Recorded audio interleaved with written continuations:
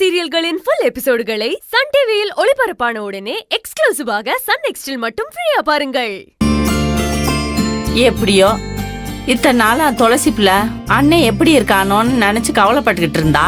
சின்ராசும் phone பண்ணி நல்லா இருக்கேன்னு சொன்னதுக்கு அப்புறம் தான் இவன் முகத்துல சிரிப்பையே பார்க்க முடிஞ்சது. நீங்க 2 பேரும் இப்படியே சந்தோஷமா இருந்தீங்கன்னா அதுவே போதும்டா. கூடிய சீக்கிரமே எங்களுக்கு ஒரு பேரனோ பேத்தியே பெத்து கொடுத்தா நாங்களும் சந்தோஷமா இருப்போம்ல. நம்ம வீடும் செல்வ நிறைஞ்ச வீடா கலகலப்பா இருக்கும்ல. எம்மோ நீ ஒன்னும் கவலைப்படாதானா? இந்த பாரு கொஞ்சம் நஞ்செல்லாம் இல்ல, பேரனுங்களா பேத்திங்களா விளையாடுற மாதிரியே பெத்து போட்டுறேன்.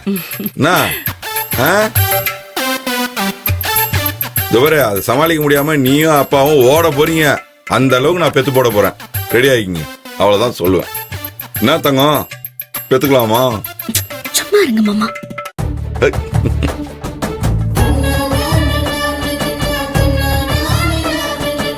அது இன்னமும் தெரியல, எங்களுக்குள்ள என்ன நடந்தாலும் எங்க அம்மா செமையா கண்டுபிடிச்சிடுதே.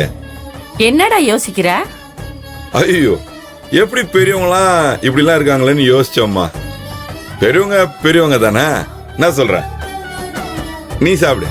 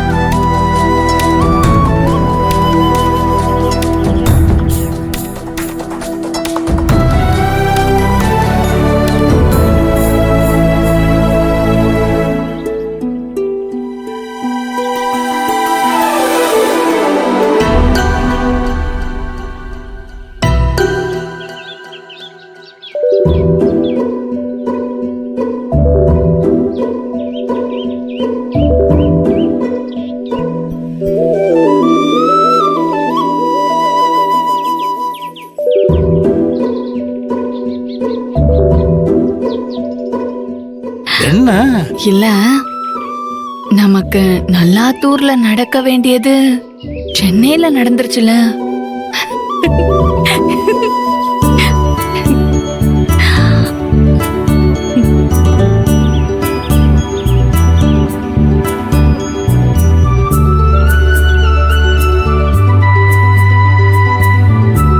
மாடி அது இருந்துட்டு போட்டோம்.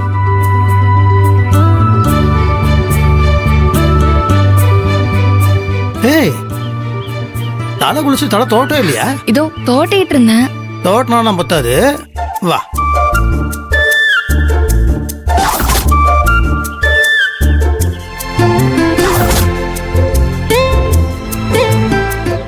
வெற்றி கொடி கட்டு.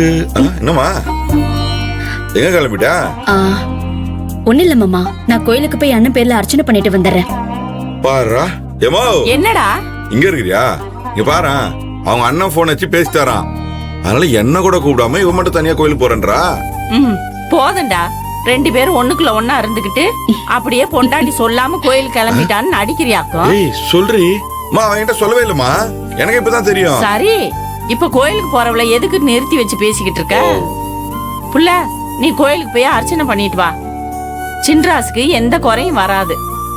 நம்ம கும்புற சாமி சின்ராசுக்கு எப்பவும் துணையா இருக்கும். நீ போயிட்டு வா. சரி, நான் வரேன். பத்திரமா போயிட்டு வா.